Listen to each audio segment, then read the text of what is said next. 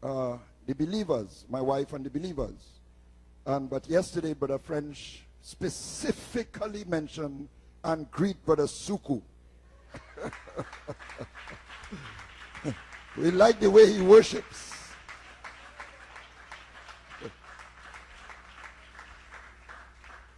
So Brother Suku is making ripples around the world. God bless you, brother. Amen. He has been, Brother Suku, I met Brother Suku in this message, you know. So he has to get something. All these years, amen. Praise his holy name. So let's stand at this time. We want to go to the book of Esther. Alors tenons-nous debout. Chapter 4, verses 1 to 16, quite a few Nous verses. allons aller dans le livre That's the only d'Esther, scripture. Esther 4, versets 1 So à 16. Esther 4, 1 to 16.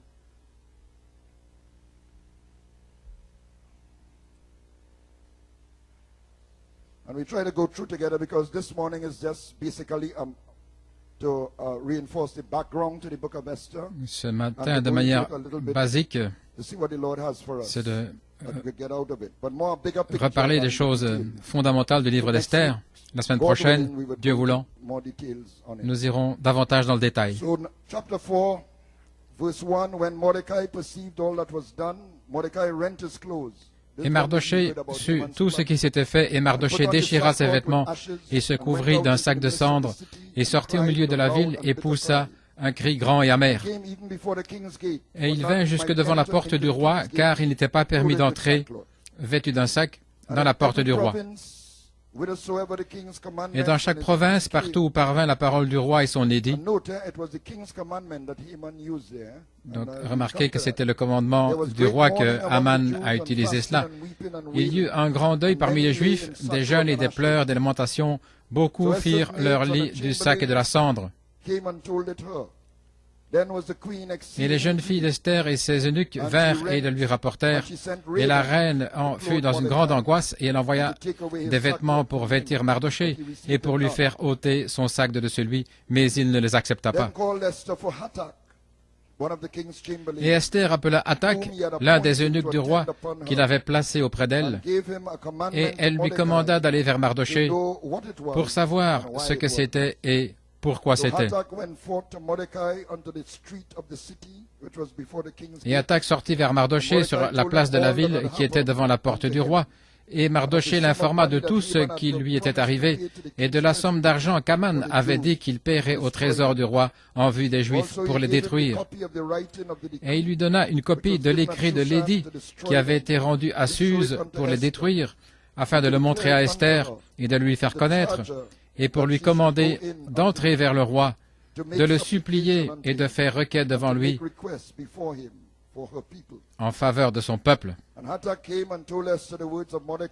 Et Hathach vint et rapporta à Esther les paroles de Mardoché, et Esther dit à Hathach et le chargea de dire à Mardoché: tous les serviteurs du roi et le peuple des provinces du roi savent que pour quiconque homme ou femme entre auprès du roi dans la cour intérieure sans avoir été appelé, il existe une même loi prescrivant de le mettre à mort, à moins que le roi ne lui tende le sceptre d'or pour qu'il vive. Et moi, je n'ai pas été appelé à entrer vers le roi ces 30 jours. Et on rapporta à Mardoché les paroles d'Esther. Et Mardoché dit de répondre à Esther: ne pense pas en ton âme d'échapper dans la maison du roi, plutôt que tous les Juifs. Car si tu gardes le silence en ce temps-ci, le soulagement et la délivrance surgiront pour les Juifs d'autre part. Mais toi et la maison de ton père, vous périrez. Et qui sait, si ce n'est pas pour un temps comme celui-ci, que tu es parvenu à la royauté. Et Esther dit de répondre à Mardoché: va, rassemble tous les Juifs qui se trouvent à Suse, et jeûnez pour moi, et ne mangez ni ne buvez pendant 3 jours, ni la nuit, ni le jour. Moi aussi et mes jeunes filles, nous jeûnerons de même, et ainsi j'entrerai vers le roi, ce qui n'est pas selon la loi. Et si je péris, je périrai. Que le Seigneur ajoute la bénédiction à la lecture de sa parole. Père Céleste, nous avons lu ta parole sacrée. Il y a tant de mystères qui sont cachés dans le livre d'Esther. Seigneur, tous ces mystères dans la Bible, nous venons te demander que nous donnes l'onction prédicateur ce matin, la sainteté et la puissance dans ton peuple, et ton chemin, Seigneur, ce matin. Que ces mystères cachés s'ouvrent pour que nous puissions voir qui nous sommes, sachant que nous sommes cette Esther du temps de la fin, que nous ayons le courage, la force d'entrer dans la présence du roi. Accorde le Père, dans le nom de Jésus, nous prions. Amen et Amen. Pouvez vous asseoir. Ainsi comme titre, toucher le sceptre de la vertu pour un temps comme celui-ci. Toucher le sceptre de la vertu pour un temps comme celui-ci. Et mon inspiration, si je dois périr, je périrai, mais je vais aller voir le roi. Nous savons sur le livre de Daniel qu'il y avait ce songe, une grande statue des peignants, Babylone, les Médo-Perses. Cette statue, Babylone, les Médo-Perses, Grèce et Rome, et l'Empire perse avait le roi le plus grand qui était Xerxès le premier, Assuérus, dont nous parlons. Assuérus vient de la langue perse et Xerxès, c'est en grec. Le mot hébreu, c'est Askasverosh, qui signifie la tête de Perse ou le roi de la Perse. Donc il y a différents noms dans différentes langues, mais en fait c'est la même personne. Quelques remarques au sujet du livre d'Esther. C'est le seul livre dans la Bible qui ne mentionne pas le nom de Dieu, c'est le livre d'Esther. Le seul livre dans toute la Bible. Des théologiens disent que, à cause de ça, il ne devrait pas se trouver dans la Bible.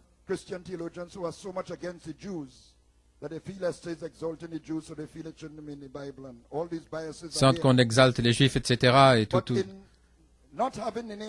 Mais sans avoir le nom de Dieu, le seul livre qui n'a pas le nom de Dieu, c'est le livre d'Esther. Qu'est-ce que ça nous dit? Cela me dit quelque chose. Pour moi, ça place Esther, l'épouse, comme au centre de la révélation de toute la chose. Pour moi, cela place la divinité en Esther. Je suis Saint-Esprit. Gloire à Dieu, Amen.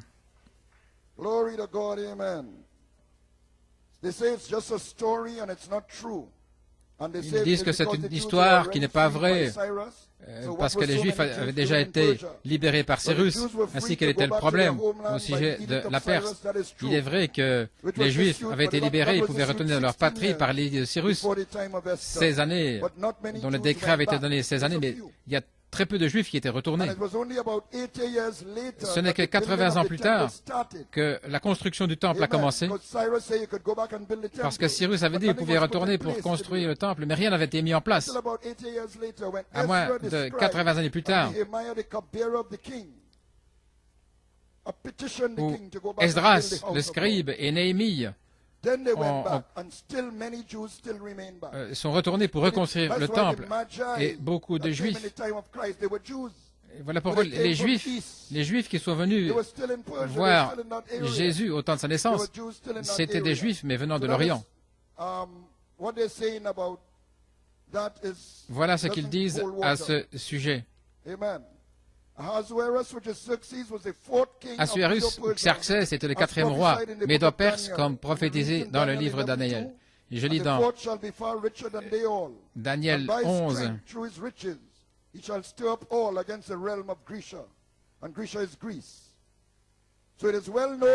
Donc il est bien connu et documenté que Xerxès a accompli cette prophétie. Il est allé mener la guerre contre la Grèce.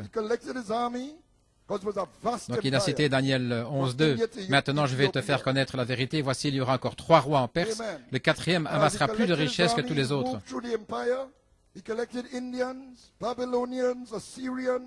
Donc Xerxès a accompli cette prophétie et il a conquis beaucoup de pays. Babylone, les Assyriens, les Phéniciens, les Égyptiens, une armée de 2 millions de personnes, alors qu'il était en route pour attaquer la Grèce. Les Grecs s'étaient rebellés contre son père Darius, donc il voulait continuer l'œuvre de son père de soumettre les Grecs. Il était déterminé de résister à tous les signes et les conseils de faire marche arrière. Il y a même eu une éclipse du soleil. Mais la prophétie devait s'accomplir. Et il avait d'abord conquis une grande partie de villes grecques, mais il a eu une défaite contre la marine grecque. Mais le livre d'Esther traite des 7 premières années lorsqu'il était à Suse, la capitale de l'Empire. Donc on voit, il parle de la 7e année dans le livre d'Esther. Il n'était pas encore allé en Grèce. C'était plus tard. Donc comme le roi dans le livre d'Esther, il est un type du Seigneur, celui qui est assis sur le trône.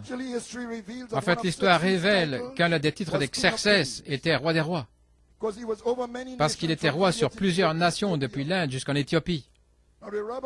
Maintenant, les rabbins nous disent que le père d'Esther était mort avant sa naissance et que sa mère était morte en donnant naissance à Esther. Donc Mardoché était comme son grand frère qui prenait soin d'elle pour l'élever. C'est lui qui l'avait élevée. Le prophète parle du Saint-Esprit et son ministère qui élève l'épouse jusqu'à l'adoption. Après être né, le père essaie de trouver le meilleur tuteur, qui est celui qui élève, et c'est le Saint-Esprit. Donc le Saint-Esprit a son ministère là, dans Mardoché pour élever Esther. Donc il jouait le rôle ici d'un proche parent. C'était son pasteur, apôtre, un homme qui prenait soin d'Esther. Donc Mardoché avait quelque chose qui typifiait l'apôtre pour élever, pour prendre soin d'Esther.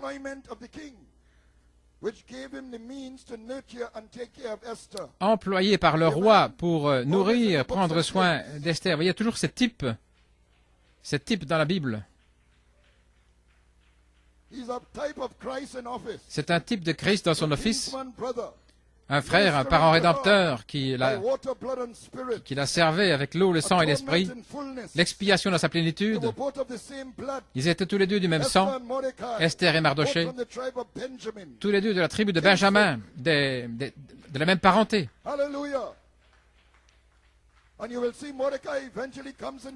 Et nous voyons que Mardoché va finalement entrer dans le pouvoir. Il est celui que le roi se plaît à honorer, comme Jésus, qui aimait le Père et qui fut exalté au trône de son Père. Il a été honoré par la robe du roi, la couronne du roi, le cheval du roi. Il a probablement entendu les anges chanter « Je pose en Sion comme fondement une pierre ». Et Mardoché a finalement été exalté, tout comme Joseph, pour avoir la même autorité du trône, si ce n'est le trône lui-même. Il a remplacé Aman. Et Christ aura son propre trône dans le millénium. Et Esther a la promesse d'avoir la même autorité avec le roi jusqu'à la moitié de mon royaume. Co-égal avec le roi. Mari et femme, mais il lui a dit 3 fois, dans 3 occasions différentes. Donc dans ce livre, nous voyons le triple mystère de Dieu qui se dévoile. Le roi, Elohim notre Père, Mardoché, Christ le Fils, dans un ministère, et Esther, l'épouse, Saint-Esprit, épouse de la parole. Alléluia.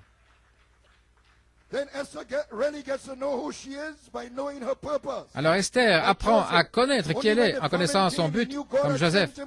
Lorsque la famine est venue, Dieu l'a envoyé pour une grande délivrance, pour préserver la vie. Et Pendant tout le temps, il a avancé par la foi, tout comme Esther. Comme Mardochée a dit, comment sais-tu si tu n'es pas venu à la royauté pour un temps comme celui-ci? Alors ça l'a frappée. Elle savait vraiment à ce moment-là qui elle était et pourquoi elle était devenue reine. Elle n'était pas reine pour se relaxer en disant, je suis dans le message, je paie ma dîme, je viens tôt, et je fais toutes les choses correctes, et l'enlèvement viendra, et certainement le Seigneur va me prendre. Non. Elle connaissait son appel et son placement. Et elle savait aussi qui était le diable, sous la forme du méchant Haman. Gloire à Dieu, amen. Gloire à Dieu. Alors regardons maintenant Haman. Le point central dans ce livre d'Esther, il y a deux caractères principaux. Esther, type de l'épouse, et Haman, un type de l'ange de la mort dans la chair, qui était prophétique d'Hitler. Regardons un petit peu parce que nous allons voir beaucoup de choses là. Hitler a essayé d'accomplir ce qu'Haman planifiait pour les Juifs. Il avait le même esprit. Hitler a banni le livre d'Esther. C'est ce qu'il a fait. Il a banni le livre d'Esther en Allemagne parce qu'il savait que c'était lui. Et il a banni la célébration de la fête de Purim, la célébration après la victoire. Il ne voulait pas être dévoilé par la Bible. Donc Haman est un Agagite, un descendant d'Agag, qui était le roi des Amalécites. Mais avant d'entrer là, je veux montrer quelque chose que j'ai lu d'un rabbin. Il dit que le mot Haman apparaît en hébreu dans Genèse 3:11. Et voici Genèse 3:11 que je vais lire. Et il dit, « Qui t'a dit que tu étais nu? As-tu mangé de l'arbre dont je t'ai commandé que tu ne manges pas ?» Dans la langue hébraïque, de l'arbre, c'est Hamin Haït, ce qui veut dire de l'arbre ou venant de l'arbre. Hamin, ça veut dire cela. Ça vient d'eux. Et c'est l'écriture exacte de Haman en hébreu. C'est l'écriture exacte, il n'y a pas de différence en hébreu. Donc là même, nous voyons que le mot Haman est connecté avec la désobéissance d'Adam et Ève. Avez-vous mangé de l'arbre, Hamin? Donc de quel arbre était Haman? De quelle semence? Je mettrai l'inimitié entre toi et la femme, entre ta semence et sa semence, l'inimitié entre Esther, le type de l'épouse, et Haman, la semence de discorde. Adam et Ève se sont éloignés du sentier pour lequel Dieu les avait créés, et cela a provoqué que toute la race humaine quitte ce sentier. Ils ont perdu leur domination, leur divinité. Et Haman est venu pour faire que les Juifs quittent le sentier de Dieu, que Dieu leur avait indiqué, pour les détruire. Il avait été inspiré par Satan pour les détruire, afin qu'ils n'accomplissent pas leur destinée sur la terre. Donc Haman était un Agagite, un descendant du roi Agag, qui était le roi des Amalécites. Et les Amalécites ont essayé de faire sortir Israël du sentier vers le pays promis. Israël était en route vers Canaan, et on peut lire ceci dans Exode, si vous voulez le prendre. Exode 17:8, si vous voulez suivre. Je vais lire dans Exode 17. Amalek vint combattre Israël à Rephidim. C'est dans Exode 17. Alors Moïse dit à Josué, « Choisis-nous des hommes, sors et combat Amalek. Demain je me tiendrai sur le sommet de la colline, la verge de Dieu dans ma main. » Voyez-vous, ils étaient en dehors du pays et là ils pouvaient être vaincus, mais la verge de Moïse, c'était le lien entre Égypte et le pays promis. Josué fit ce que lui avait dit Moïse pour combattre Amalek. Et Moïse, Aaron et Hur montèrent au sommet de la colline. Lorsque Moïse élevait la main, Israël était le plus fort. Et lorsqu'il baissait la main, Amalek était le plus fort. Les mains de Moïse étaient fatiguées. Ils prirent une pierre qu'ils placèrent sous lui et il s'assit dessus. Aaron et Hur soutenaient ses mains, l'un d'un côté, l'autre de l'autre, et ses mains restèrent fermes jusqu'au coucher du soleil. Et Josué vainquit Amalek et son peuple au tranchant de l'épée. L'Éternel dit à Moïse d'écrire cela dans un livre pour que le souvenir s'en conserve, et déclare à Josué que j'effacerai la mémoire d'Amalek de dessous les cieux. Et Moïse bâtit un autel et lui donna pour nom Jéhovah Nissi, l'Éternel est ma bannière. Il dit parce que la main a été levée sur le trône de l'Éternel, il y aura guerre de l'Éternel contre Amalek de génération en génération. Oh là là, quel serment, c'est un serment étonnant. Un serment d'avoir guerre contre une nation. Dans toutes les générations, Amalek, ça ne représente pas simplement une nation, une tribu, mais c'est cet esprit qui vient pour vous faire sortir du sentier vers votre promesse. Ils étaient en route vers le pays promis. Alors voici que vient Amalek. Donc Dieu a juré d'avoir la guerre avec Amalek, ça veut dire avec cet esprit-là, qui vient entre vous et votre promesse.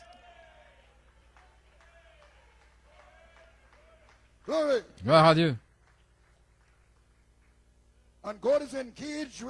Et Dieu est engagé dans la guerre avec cet esprit-là dans chaque âge pour effacer le nom d'Amalek de dessous les cieux. Ainsi, Aman était un Amalécite,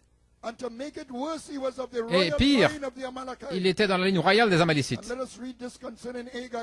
Lisons ceci concernant Agag dans 1 Samuel 15, à partir du verset 1.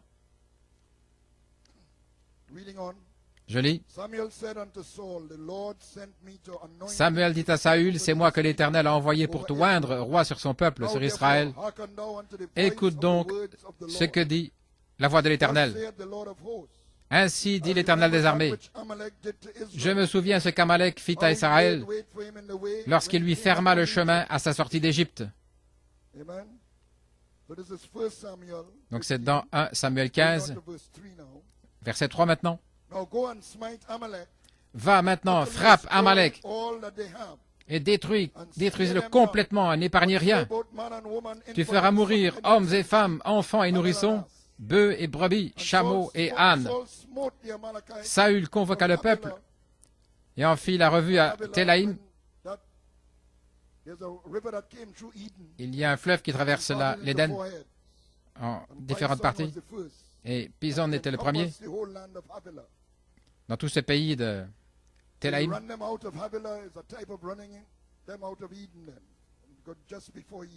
Juste avant l'Éden. C'est un type. Donc il a frappé Amalek.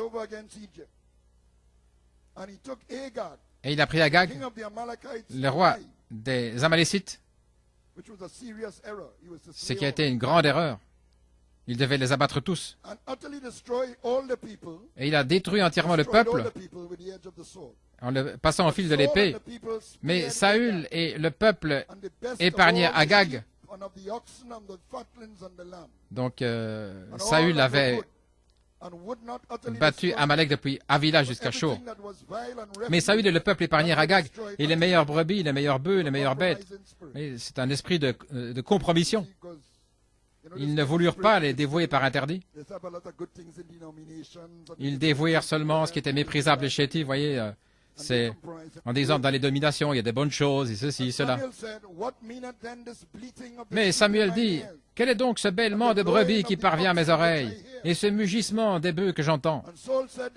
Et Saül répondit, ils les ont amenés de chez les Amalécites parce que le peuple a épargné les meilleures brebis et les meilleurs bœufs afin de les sacrifier à l'Éternel ton Dieu.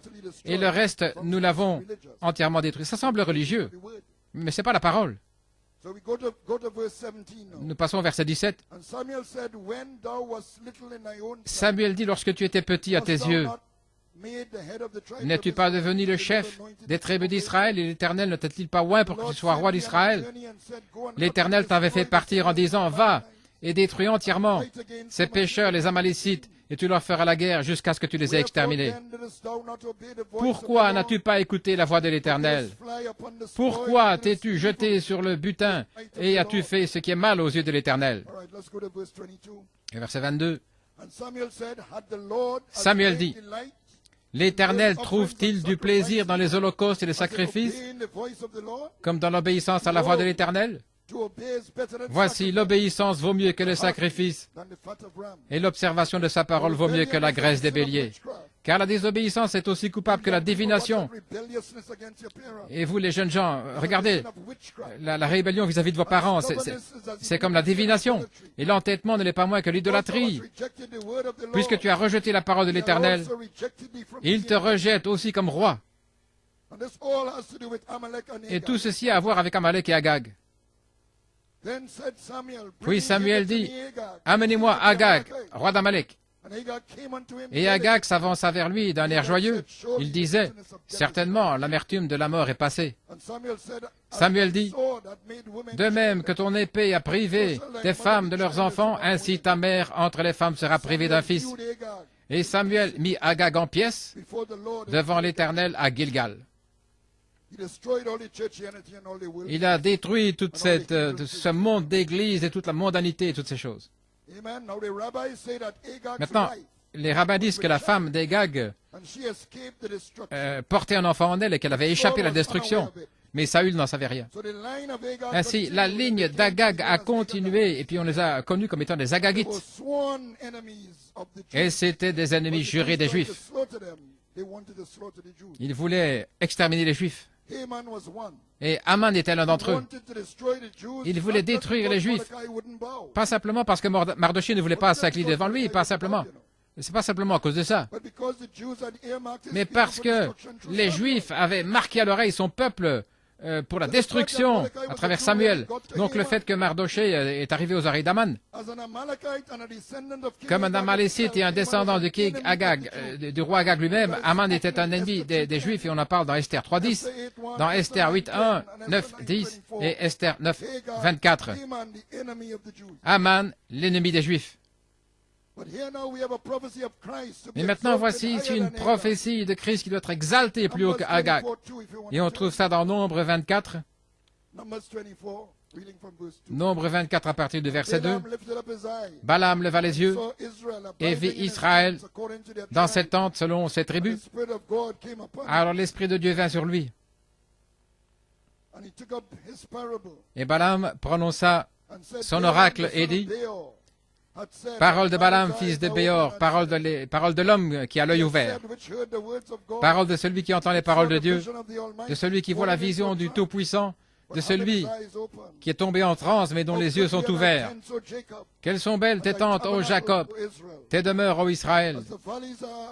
Elles s'étendent comme des vallées, comme des jardins près d'un fleuve, comme des aloès que l'Éternel a plantés, comme des cèdres le long des eaux. L'eau coule de ses seaux et sa semence est fécondée par d'abondantes eaux. Vous voyez, de nombreuses nations dispersées, là où Israël fut dispersé. Mais le Seigneur les ramènera pour le Messie.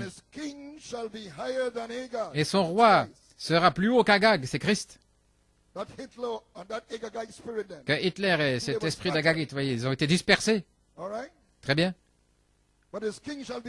Mais son roi s'élève au-dessus d'Agag, parce que Dieu va les ramener dans leur patrie pour rencontrer le roi, le Messie, et il sera plus élevé que l'esprit d'Hitler, Agag.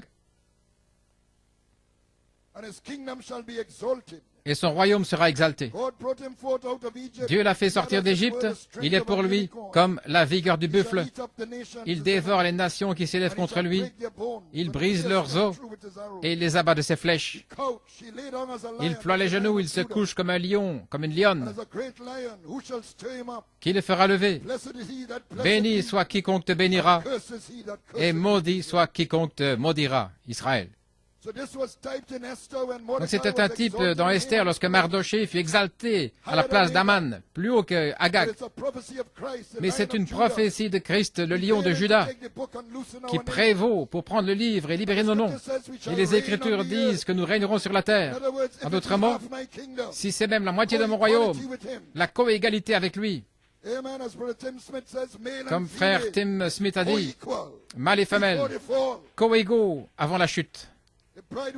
L'épouse vivra et régnera avec lui 1000 ans, parce que c'est dans et par l'épouse qu'il prendra la domination sur la mort. Elle déclare le jour de vengeance sur la bête et son royaume. C'est une bataille sérieuse. Je vais vous montrer ce matin combien c'est sérieux. Et tout cela est en type dans le livre d'Esther. Regardons maintenant la nature de l'esprit d'Aman. Restez avec moi. Dans la fête des trompettes, une longue citation, mais suivez. Remarquez, dans Apocalypse chapitre 9, verset 13, remarquez bien attentivement, sous la 6e trompette, Apocalypse 9, 13, sous la 6e trompette, remarquez, il y avait 200 000 cavaliers. En fait, 200 millions, comme disent les Écritures, qui avaient été liés au fleuve Euphrate, libérés sous la 6e trompette. Ce n'étaient pas des chevaux naturels.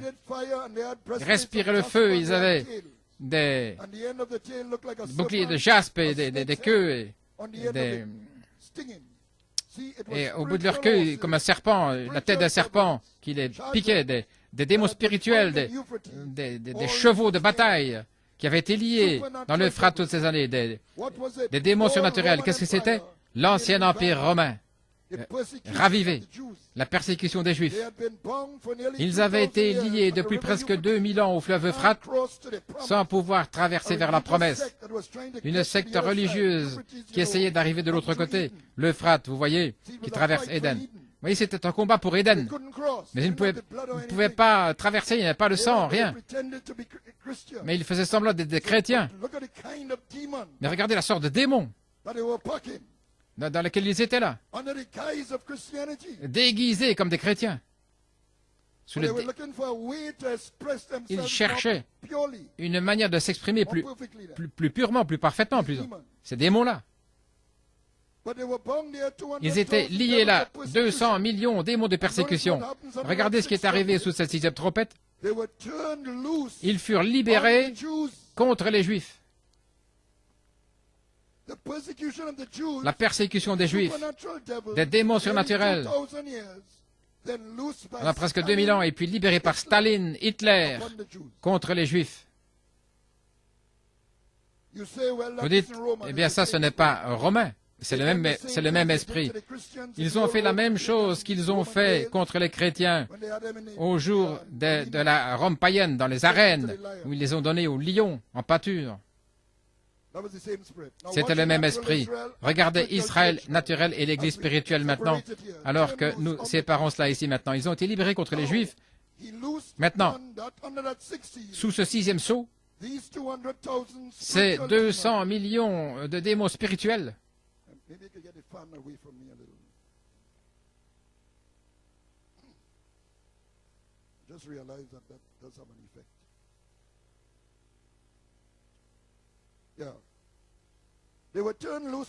Ils ont été libérés sur les Juifs, la persécution des Juifs, des démons surnaturels, dans 2000 ans. Alors, libérés par Staline et Hitler contre les Juifs, dites, ce n'est pas romain, c'est le même esprit. Alors, j'ai fait un peu marche arrière, là.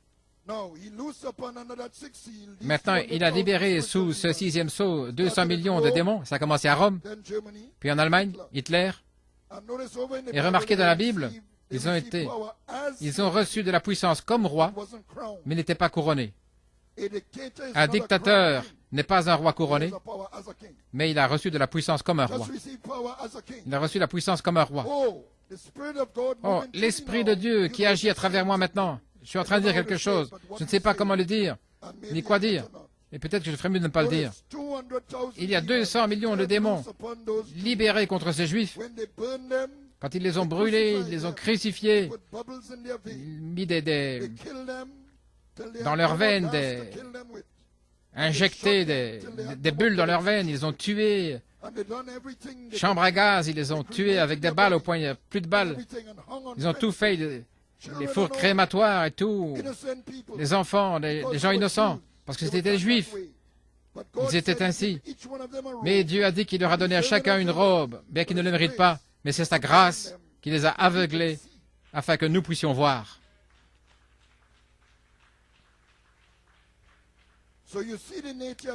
Ainsi, vous voyez la nature de cet esprit. Voilà ce qui faisait face à Esther.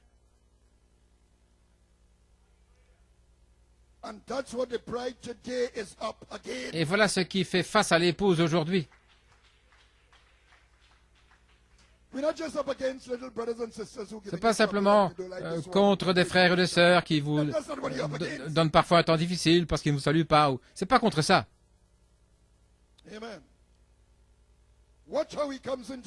Regardez comment il vient dans l'Église. Je continue la citation. Le prophète était oint quand il criait ici, il disait, la sphère ecclésiastique a été ouverte dans la rêve naturelle de l'ancienne Rome païenne. Ces Juifs qui ont toujours été leur ennemi, le lion avec des dents et tout, piétiner, écraser les gens. Rome a toujours été l'ennemi de Dieu. Et cela a été libéré dans le même esprit par les dictateurs du monde, parce que le système religieux était encore, vous savez, le pape devait faire semblant, un semblant de gentillesse. Votre frère, que Dieu vous bénisse. Il devait avoir un air aimable, mais ce sont ces esprits-là. Mais ils ne pouvaient pas vous atteindre comme ils le voudraient, sous ce déguisement-là. Donc ils étaient liés, là dans le fleuve Euphrate. Mais ils se sont saisis d'Hitler, de Staline, et ils ont été libérés contre les Juifs, mais ils n'avaient pas le sang.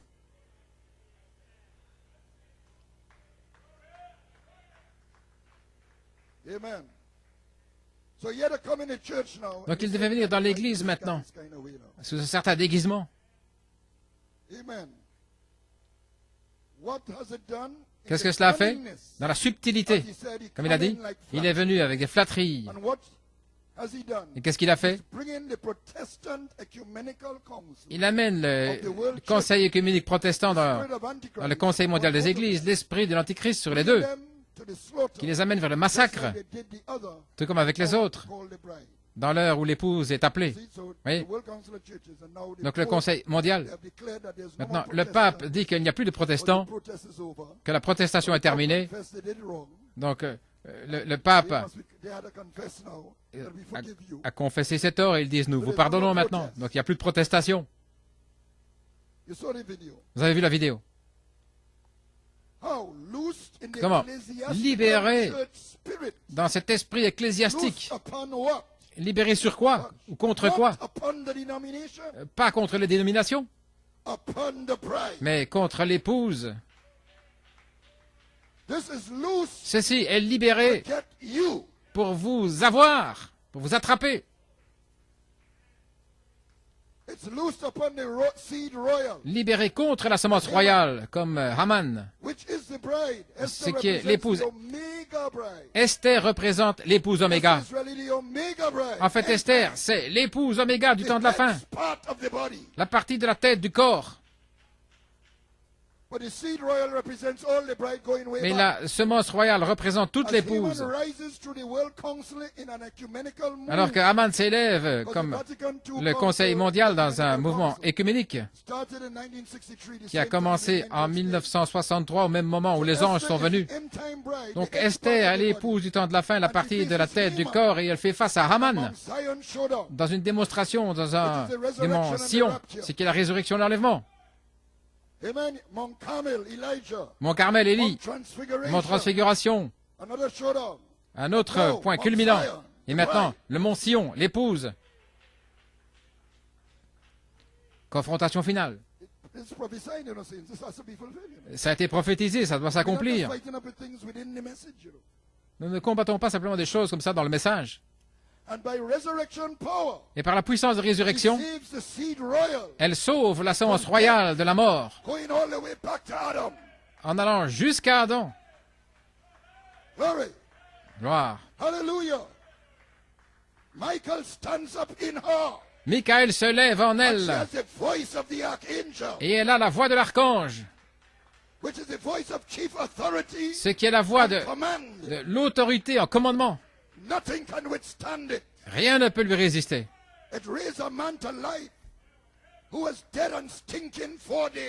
Il a ressuscité un homme à la vie qui était mort depuis 4 jours. Ainsi, le même esprit sur Hitler, Haman, vient dans la sphère ecclésiastique pour libérer ces mauvais esprits contre l'épouse. Je continue la citation. Et ici, vous allez saisir,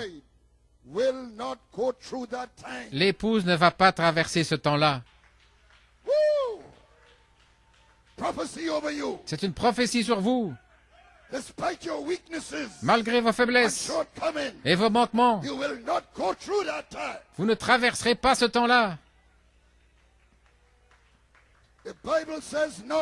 La Bible dit, l'Église, oui, mais pas l'épouse. Ne pouvez pas voir les ministres, ne pouvez-vous pas voir cela, les frères.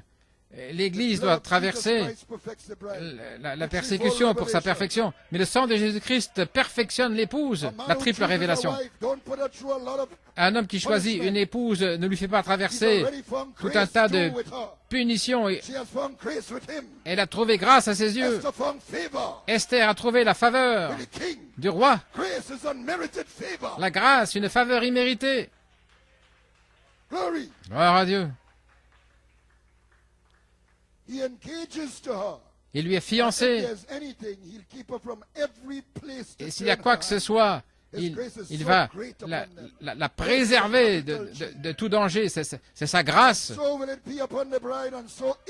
Et de la même sur l'épouse et avec l'épouse. Sa grâce est sur l'épouse. Maintenant, regardez. Nous, des créatures indignes qui méritons l'enfer, mais sa grâce nous tient.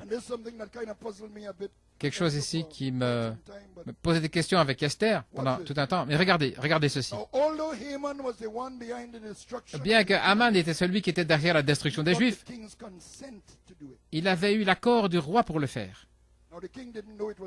Maintenant, le roi ne savait pas que c'était les Juifs.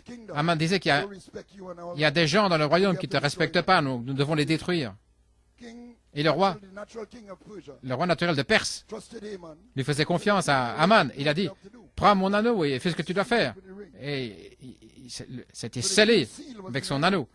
Donc, le roi a donné son sceau. Maintenant, ce roi-là représente notre roi. Et lui, il connaît toutes choses. Donc, c'est comme si ce n'était pas ce que Hitler ou Haman essaye de faire. En fait, il est derrière la chose. Mais, vous savez, Dieu utilise le diable pour exécuter le jugement. L'ange de la mort qui a traversé l'Égypte. Je sais que Dieu est la vie. Mais cependant, il dit, je traverserai l'Égypte cette nuit pour frapper tous les premiers-nés. Et quand je verrai le sang, je passerai par-dessus. Il a envoyé l'ange de la mort pour le faire. Un ange a dû le faire. Très bien.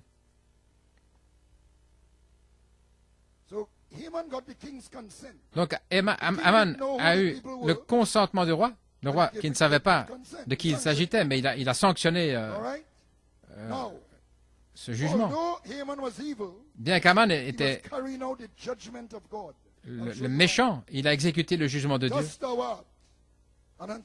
Tu es poussière et tu retourneras à la poussière. C'est l'œuvre de l'ange de la mort.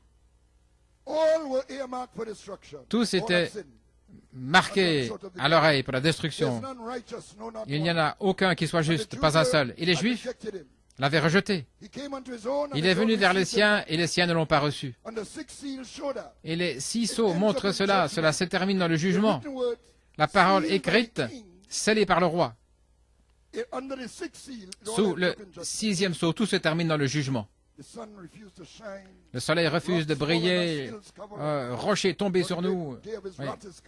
Le grand jour de sa colère est venu et qui pourra résister?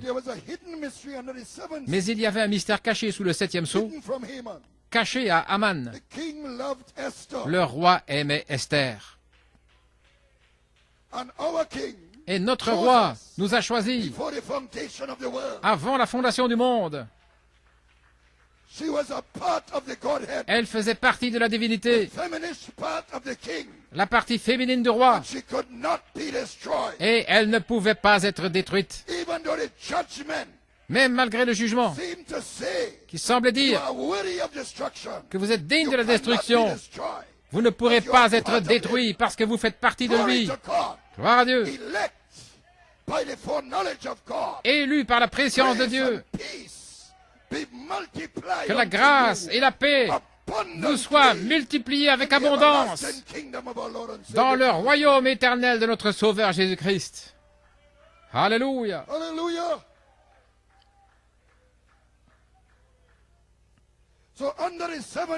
Ainsi, sous le septième sceau, sa main garde l'épouse, la semence royale du jugement, par cette tribulation terrible.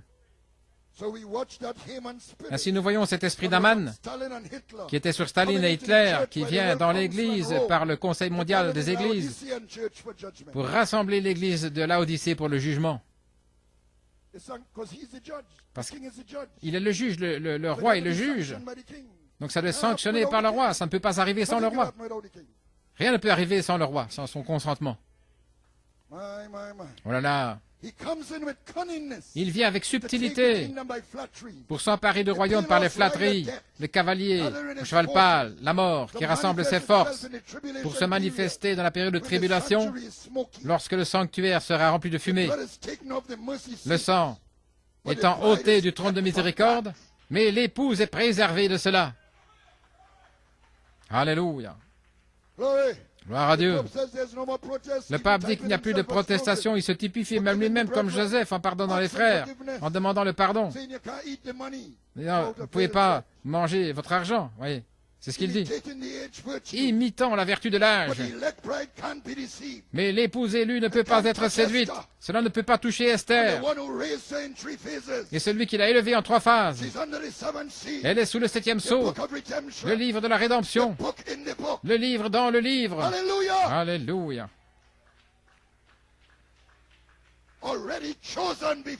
Déjà choisi. Le roi savait ce qu'il cherchait. Mardoché, au travers de Hathach, l'ancien local des ministres, parce que Hathach était désigné pour prendre soin d'Esther, pour veiller, c'est comme un ministère local, qui lui transmet la triple révélation, pour lui dire qu'elle fait partie de la divinité, et qu'elle prend sa position pour sauver la semence royale, ce qui est l'épouse entière, de retour jusqu'à Adam. Alléluia.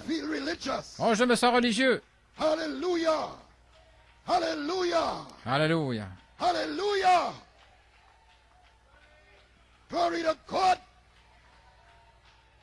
Gloire au Seigneur.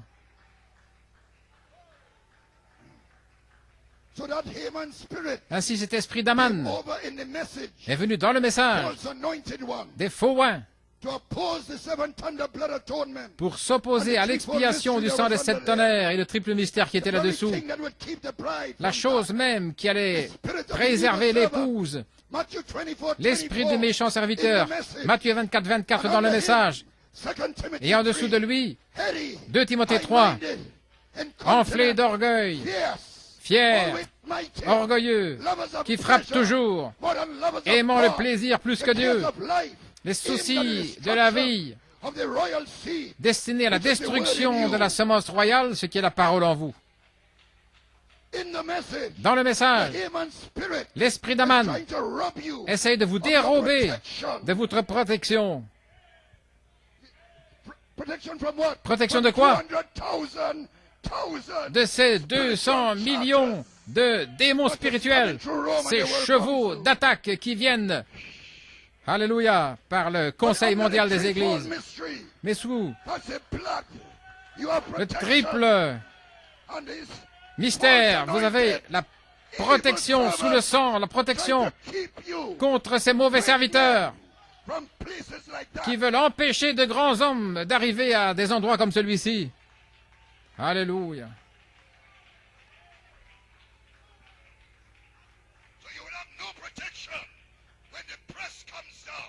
Afin que vous soyez protégés quand la pression viendra.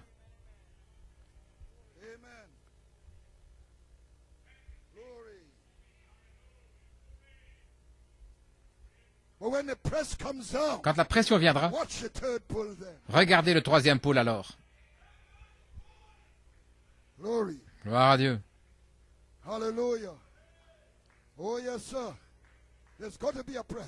Il va y avoir la pression.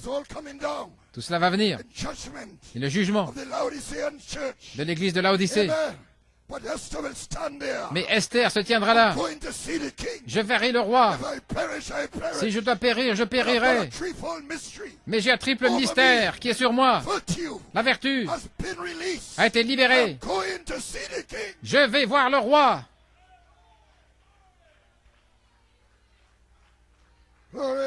Alléluia. Alléluia. Glory. La bataille a commencé dans le ciel quand Lucifer voulait le royaume de Michaël. Mais Michaël se lève dans la vertu pour Esther. Michaël se lève pour Esther. Alléluia. Oh Dieu, j'ai envie de parler en langue. Y a-t-il un interprète dans la maison?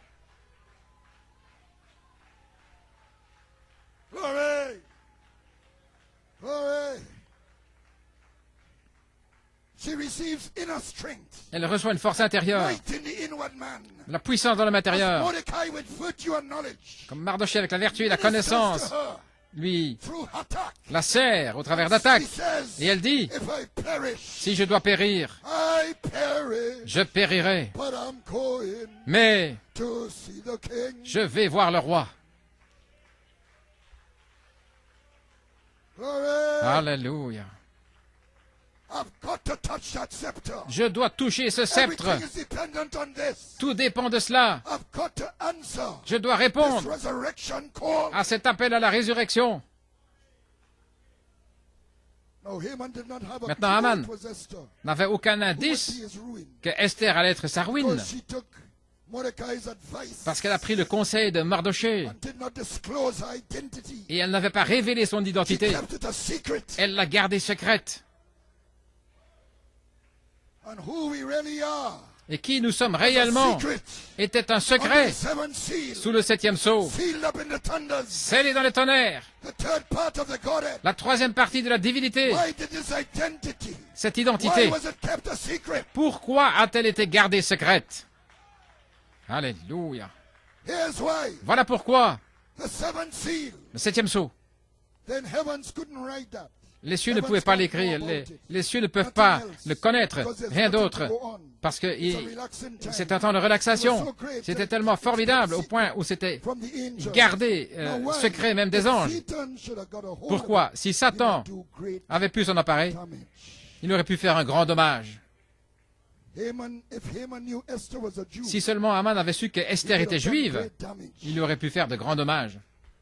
There's one thing he don't know. Il y a une chose qu'il Now, ne he sait can pas. interpret anything he wants to. Maintenant, il peut And interpréter a tout ce person qu'il is veut. any kind Il of a peut gift, imiter tous les dons, but he can't know this. mais il ne peut So pas even connaître written in ceci. the word, it's Ce n'est a même pas total écrit secret. dans la parole, c'est un The secret angels, total. everything shut up. Les anges, tout, If they c'est made tu. one move, it S'ils might faisaient be un the seul way mouvement, people ça aurait pu talk. transmettre So they just quelque shut chose. up, quit hopping. Donc ils se sont So not tus, even the ils ont Genesis cessé de 2 jouer de la harpe. Donc, Knew the secret. pas même l'homme de Genèse 2 ne connaissait ce secret. I am the seven spirits of God. Je suis le Saint-Esprit de Dieu. I am Holy Spirit. Je suis It Saint-Esprit. was only known Ce n'était to connu the Genesis one man. que de l'homme de Genèse 1. So Esther is really Donc the Esther, Genesis one man. en réalité, est l'homme de Genèse 1.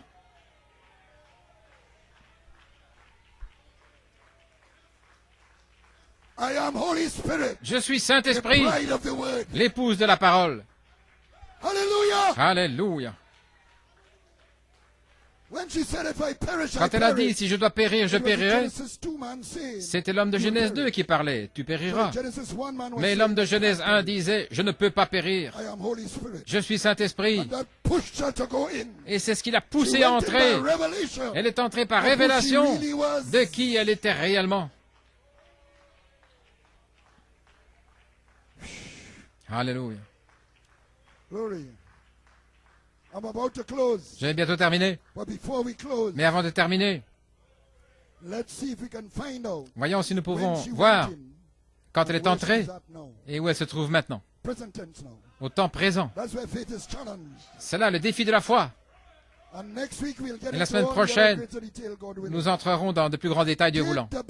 L'épouse a-t-elle touché le sceptre comme vertu à Pune?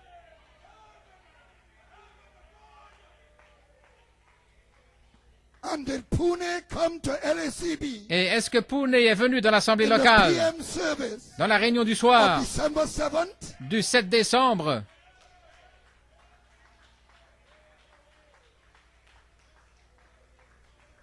Le Seigneur m'a conduit à retourner au message sur le site, le message du 7 décembre, la réunion du soir, pour voir ce qui est arrivé dans cette réunion. Et voici un extrait de ce que j'ai dit dans cette réunion. Je vais citer dans mes commentaires. Il a été officiellement déclaré dans la cité de la vertu. La vertu est ici maintenant, mais il doit y avoir une fin, il doit y avoir une profondeur qui appelle.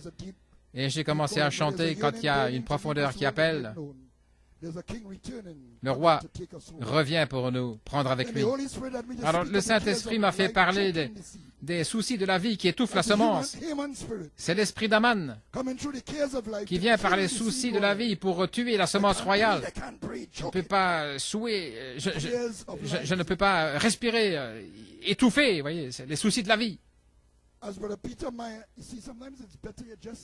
Parfois, il vaut mieux laissez tout de côté et aller sur vos genoux.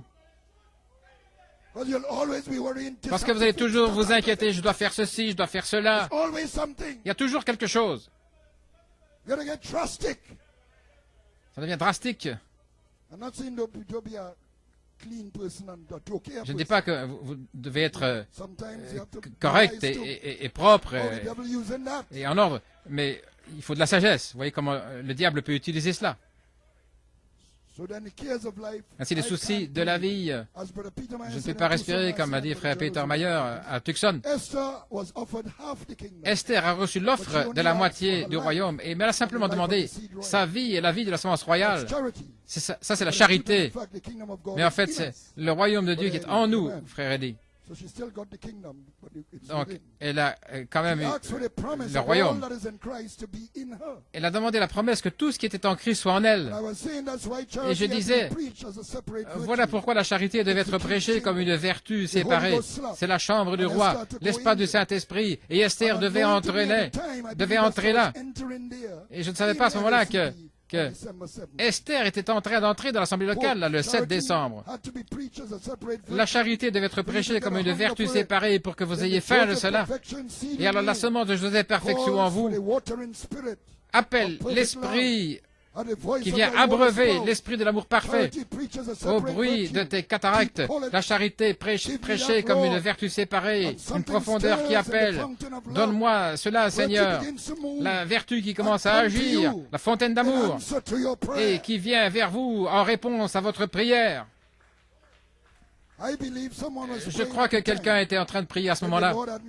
Et le Seigneur m'a fait dire que nous avions besoin de la dynamisme pour ajouter la vertu pour qu'elle puisse sortir dans la douceur et la gentillesse. Esther, quand elle a touché le sceptre, elle était dans la douceur, dans la gentillesse, invitant le roi et Aman à un banquet du vin qu'elle avait préparé. Autrement dit, venez à ma triple révélation.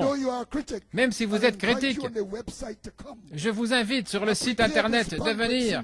J'ai préparé ce banquet depuis Enugu.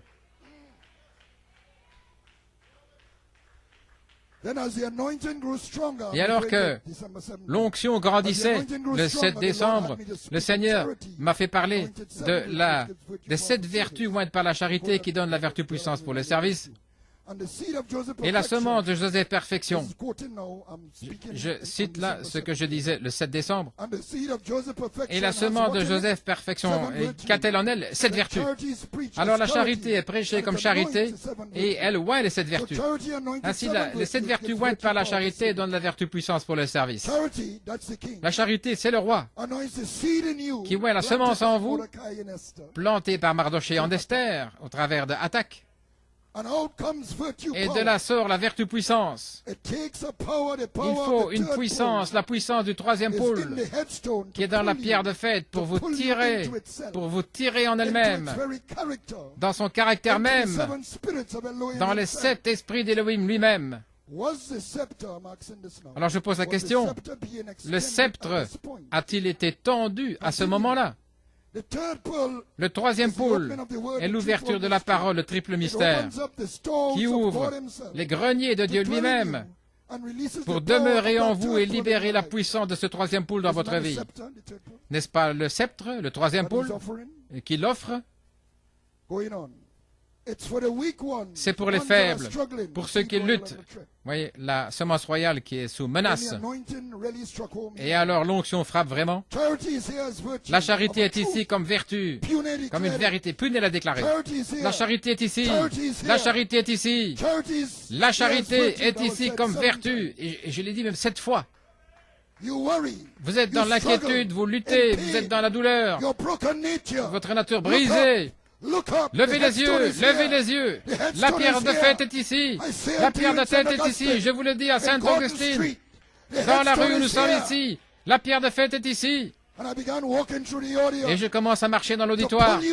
Pour vous tirer, pour vous tirer, pour vous tirer en JVHU, dans la charité même. Oubliez vos faiblesses. Oubliez ce que vous êtes. Oubliez-vous que le roi ne vous a pas appelé depuis 30 jours, que vous n'avez pas eu de réponse à vos prières depuis longtemps. Oubliez cela. Levez les yeux, levez les yeux, levez les yeux. Votre rédemption approche. Et à ce moment-là, je crois que quelqu'un a été emporté dans l'esprit. La vertu. Libérez, frère Joël, je parle pour l'Assemblée locale. Je parle pour l'Assemblée locale aujourd'hui. Oubliez-vous vous-même. Regardez à lui, qui est capable de vous préserver de la chute. L'homme de Genèse 2 n'arrive pas à la cheville de l'homme de Genèse 1. Vous êtes le Saint-Esprit. Oui, je vous le dis. Vous êtes mon épouse, mon peuple, une partie de ma divinité. Et il disait, si c'est même la moitié de mon royaume. Oui, dit l'Esprit, et je l'ai dit 3 fois. J'ai dit à mon serviteur d'en parler à Enogu. Moi, le Seigneur, c'est moi qui l'ai fait. Je pose en Sion comme fondement une pierre, et c'est la vertu. Mon Sion. Et alors je me suis tourné vers quelqu'un dans l'assemblée dont le nom est Esther. Et j'ai dit, fais-lui confiance, sœur. Il va te faire sortir de là.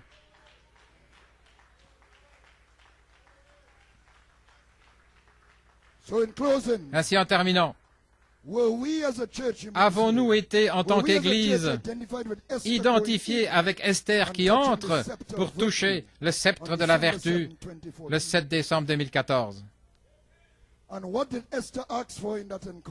Et qu'est-ce qu'Esther a demandé? Un banquet de vin avec Aman et le roi. Et nous allons parler de cela. Ça m'a toujours un petit peu posé question. Pourquoi Esther a-t-elle demandé d'avoir un banquet et puis après elle a demandé un autre banquet? Oui, nous allons parler de ça. Un banquet du vin avec Aman et le roi. Et la caméra à ce moment-là, voilà pourquoi vous voyez, l'équipe technique est tellement importante. Parce que la caméra à ce moment-là fixée sur la table de communion alors que je disais tout cela, c'était un banquet du vin. Donc la table de communion était préparée le 7 décembre et le roi était là tendant la vertu. Mais chaque membre de l'équipe technique doit être dans l'esprit. Caméraman et tous les autres. Oui, ça a de l'importance. Le Seigneur a fait que on a vu à la caméra la table de la communion. Je ne parlais pas du banquet du vin, mais c'était la requête d'Esther lorsqu'elle a obtenu sa requête. Et là, le roi a tendu la vertu. Est-ce que nous sommes dans ce premier banquet, désirant une garantie du roi, comme un sceau, qu'il va accomplir ce que nous demandons? Il va accomplir la charité dans l'étape 1 pour nous amener à l'étape 2 de la charité. Les musiciens peuvent s'avancer, je termine. Sommes-nous dans ce premier banquet?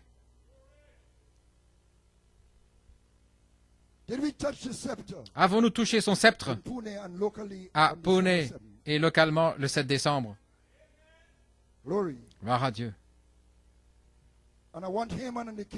Et je veux que Haman et le roi viennent à ce banquet qui est préparé depuis Enugu. Mais dans cet autre banquet, c'est la charité de l'étape 1. J'ai besoin de quelque chose avant de faire connaître ma demande. Alléluia. Esther, élue à être reine avant la fondation du monde, mais ça s'est développé dans les 3 pôles, dans 3 phases. Mais c'est dans l'appel à la résurrection qu'elle a prouvé qu'elle était digne de s'emparer du jour de vengeance. Que veux-tu, reine Esther?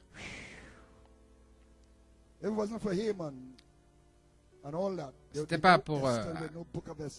s'il n'y avait pas eu Haman et tout cela, il n'y aurait pas de livre d'Esther. Oui. Mais elle a prouvé qu'elle était digne quand elle a dit « Je vais voir le roi. Si je dois périr, je périrai. Parce que le royaume de Dieu est en danger. » Nous continuerons la semaine prochaine. Alléluia. Okay, praise God.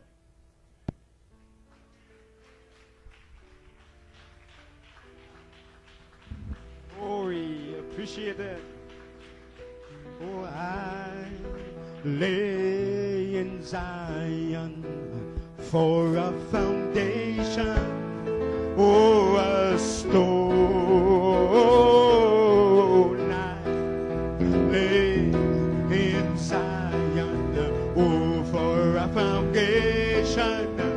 Well, a stone, it's a tried stone. Well, a precious stone, a sure foundation. A sure foundation.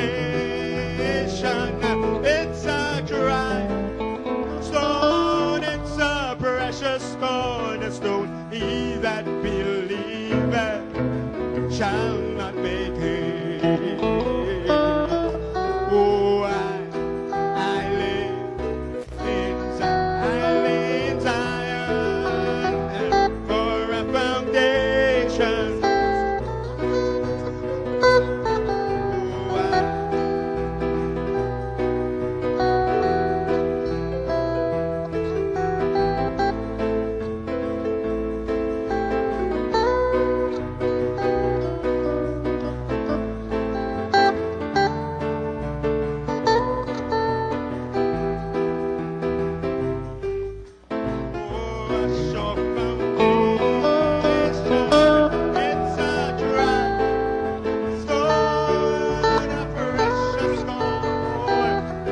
Beautiful atmosphere in the building this evening, this morning. Turn around, tell your brother, sister, well, I live in Zion, oh, for a foundation, oh, a stone. Well, I live in Zion.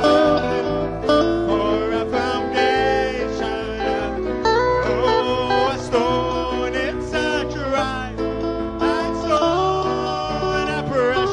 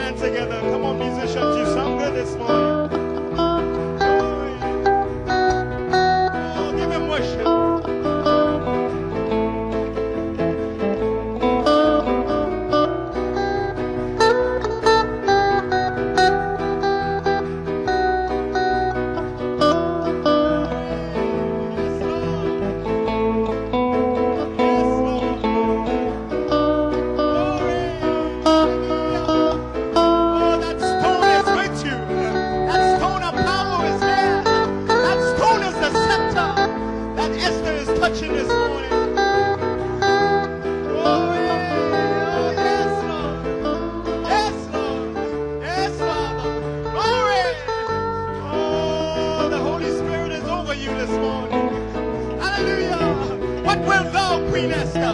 What wilt thou, Queen Esther? What wilt thou this morning? Oh, make your petition known. Lift your voices.